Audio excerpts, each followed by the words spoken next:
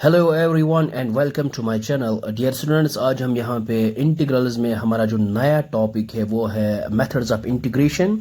So methods of integration में there exists three methods, इसको हम यहाँ बोलते हैं मैथमेटिक्स में देयर एग्जिस्ट्स थ्री मेथड्स। और सबसे पहला जो मेथड हमारे पास होता है वो है इंटीग्रेशन बाय सब्स्टिट्यूशन मेथड, और हमारे पास सब्स्टिट्यूशन मेथड होता है। और दूसरा जो मेथड होता है वो इंटीग्रेशन बाय पार्शियल फ्रैक्शन, ये मेथड होता है।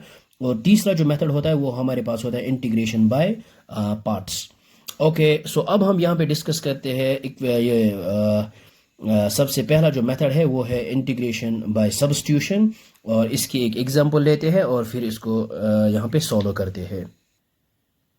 सो ये हम लेते हैं इंटीग्रेशन बाय सब्स्टिट्यूशन, पहला जो है मेथड। और इसका जो है यहाँ पे टेक्स्ट में एग्जांपल नंबर 5 जो है integrate the following functions with respect x. हमारे पास 4 पार्ट्स है, लेकिन यहाँ पे पहले हम ये 2 पार्ट यहाँ पे डिस्कस करेंगे। और सबसे पहले हम लेते हैं इसका जो है पार्ट नंबर फर्स्ट हमारे पास है ये। तो हमारे पास ये integral of sine of M X and D X. Okay, so अगर हम इसको यहाँ पे हमें करना है सब्स्टिट्यूशन मेथड, लेकिन अगर हम बाय इंस्ट्रक्शन मेथड से करेंगे तो हमें पता है यहाँ पे इसको मान लीजिए आप थीटा। तो अगर हम मान लेंगे साइन का जो डिफरेंशिएशन इंटीग्रेशन है तो वो होता है माइनस कॉस के बराबर।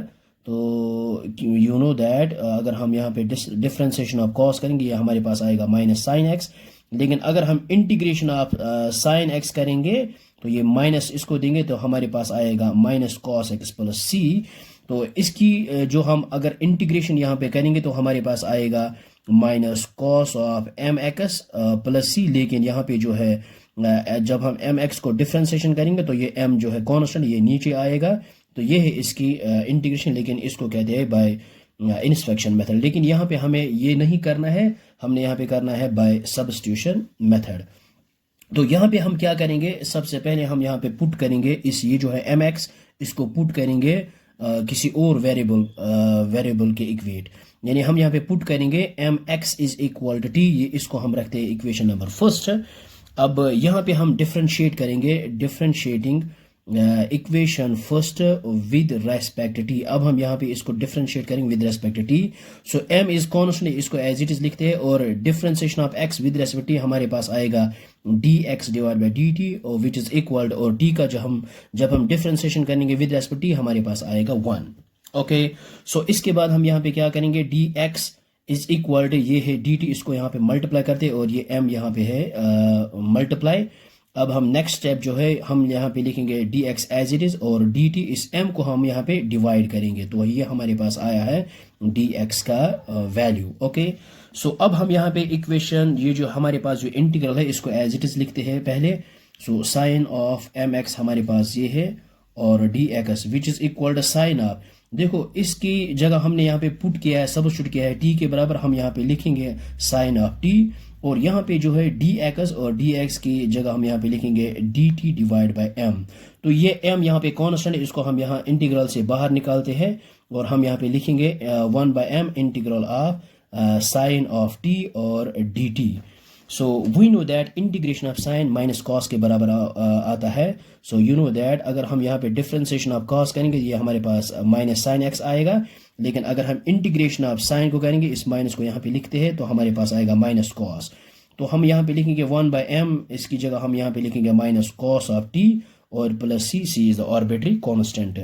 तो इसके बाद हम यहाँ पे लिखेंगे माइनस 1 डिवाइड बाई एम, और यहाँ पे कॉस है और टी की जगह हम यहाँ पे पुट वापस करेंगे एम एक्स, तो यहाँ पे लिखेंगे हम m x plus c. So this is the required integral of the given function by substitution method.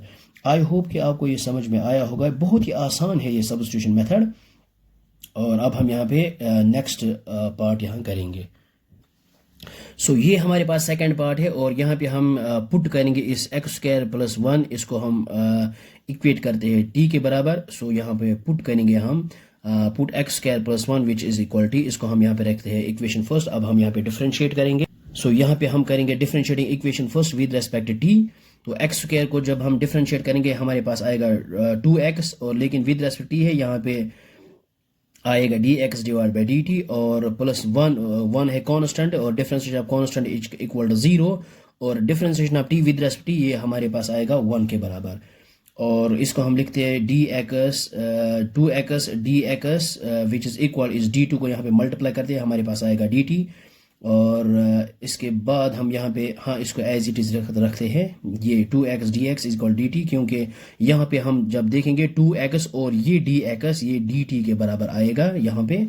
तो पहले हम इसको इंटीग्रल को एज इट इज़ लिखते हैं यहाँ पे। सो इंटीग्रल हमारे पास है 2x sine of x square plus 1, ये है हमारे पास dx which is equal to, तो यहाँ पे हमारे पास जो है ये 2x और साथ में ये dx ये हमारे पास आया है यहाँ पे dt के बराबर। तो हम यहाँ पे लिख सकते हैं इंटीग्रल ऑफ, ये यहाँ पे है साइन और एक्स स्क्वायर प्लस टी की जगह एक्स स्क्वायर प्लस 1 की जगह यहाँ पे t पुट करेंगे और मल्टीप्लाई में हम यहाँ पे लिखेंगे ये 2x dx की जगह हम यहाँ पे dt यहाँ पे लिखेंगे।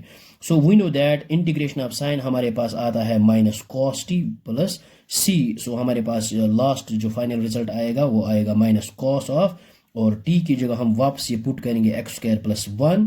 सो हमारे पास है ये x square plus 1 plus c। So this is the required integral of the given function by substitution method.